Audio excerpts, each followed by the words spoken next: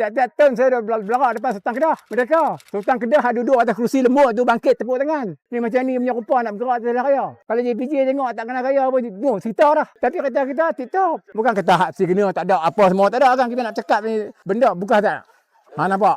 Azat, belakang pun ada, depan pun ada. Spek cukup. Tak ada lah kata nak masuk simpang nak bagi tangan lagu tu. Horn pelan, kita bagi arah. Bagi arah sikit.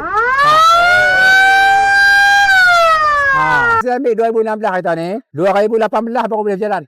Makna kata ada cukai jalan, ada rotek geran nama kita semua. Kalau betul-betul owner tu, yang betul-betul zaman President of Malaya ni, orang putih, orang England. Mana tu gerai nama dia? Dulu tak ada geran. British merintah tanah Melayu, apa benda geran-gerannya, dia orang merintah. Terpaksa kita cari baliklah dokumen-dokumen asal dia kan. Setelah owner pertama Mak Saleh tu jual kepada seorang Cina di Pendang tu. Kena dulu cari sana ada. Dengan dia owner meninggal 40 tahun. Agak-agak proses dia tu macam mana. Sedangkan owner meninggal sebulan pun dah masalah dah dengan amanah raya, dengan perundangan. Apatah lagi 40 tahun. Penama dalam geran meninggal. Isteri dia meninggal. Anak dia meninggal dalam jangka masa 40 tahun tu. Macam mana sukar kita nak tengok di jalan raya, begitu jugalah proses dia. Kalau tak ada kekuatan dalam diri kita, macam mana kita nak menguruskan benda-benda macam tu.